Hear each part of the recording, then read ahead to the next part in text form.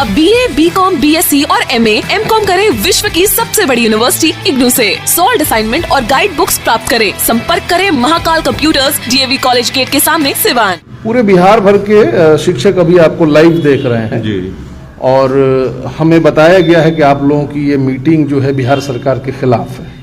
क्या है मामला, इसके बारे में थोड़ा बताएं। देखिए, सबसे पहले तो 2012 के नियोजन नियमावली से जितने भी हमारे शिक्षकों की नियुक्ति बिहार सरकार के द्वारा की गई है, उनके वेतन निर्धारण में काफी भिन्नताएं दिखाई पड़ रही है। वेतन निर्धारण किया गया 2012 के पहले जो नियुक्त थे उनके साथ अलग नियम बनाया गया, 2012 के बाद जो नियुक्त हुए उनके साथ अलग नियम बनाया गया। सरकार अपने नियम पर, जो नियम उसने बनाई है, उस पर भी कायम नहीं रही। अब इससे लेकर शिक्षकों में रोष है। देख ही रहे हैं, कटौती की भी बात आ रही है सुनने में कि कटौती भी होने जा रहा है। अभी 15% की वृद्धि होने वाली है, उसमें भी काफी विसंगतियां देखी गई। अलग अलग जिलों में जो है अलग अलग प्रकार का वेतन निर्धारण हो रहा है। इससे भी लेकर हमारे शिक्षकों में रोष है।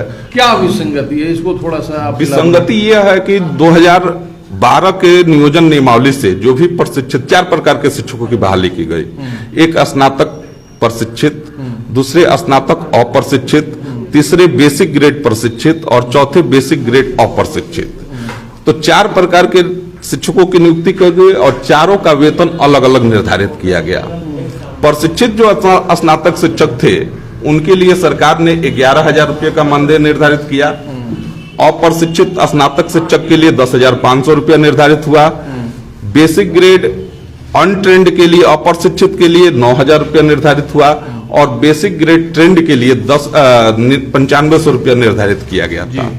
लेकिन जब 1 जुलाई 2015 से हम लोगों को वेतनमान सरकार ने दी, तो ट्रेंड रहते हुए भी, प्रशिक्षित रहते हुए भी सरकार ने हमको अप्रशिक्षित मान लिया।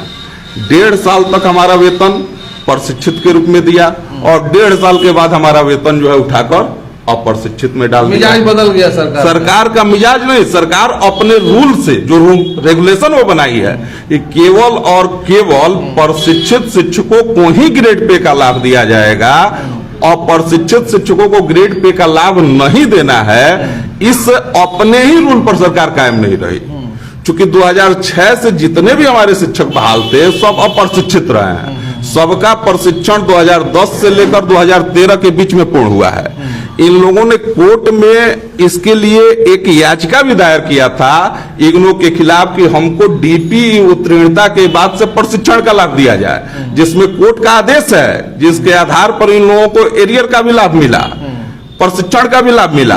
तो एक तरफ खुद ही ये लोग कोर्ट में गए कि हम 2010 से लेकर 13 के बीच में प्रशिक्षित हैं और दूसरी तरफ सरकार जो है इनको 2006 से प्रशिक्षित मानकर ग्रेड पे का लाभ दे दी।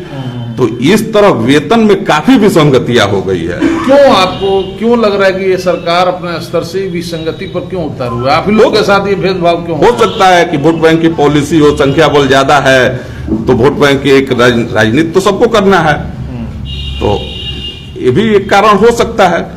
जो 2012 के नियमावली से जो लोग बहाल हैं उनका वेतन 2012 से पूर्व जो भी नियमावली बनी थी उनसे कम है। सरकार के द्वारा भेदभाव देखिए, एक तरफ कह रहे हैं कि आपको जो है प्रशिक्षित होने के बाद जो है हम ग्रेड पे का लाभ दे देंगे। हमारे 9 प्रशिक्षित शिक्षक भाइयों का इंडेक्स 3 निर्धारित कर दिया, इंडेक्स 4 में उनका वेतन निर्धारण होना चाहिए ग्रेड पे के बाद। उसको अपने मन से मनमाने ढंग से कटौती कर दो, क्या मतलब है? तो अभी जो भी आप लोग उप सचिव डिप्टी सेक्रेटरी के द्वारा अपने ही पत्र में 2 तरह की बातें की गई है। एक जगह लिख रहे हैं खुद 1816 में 1816 से फिक्सेशन हो रहा है।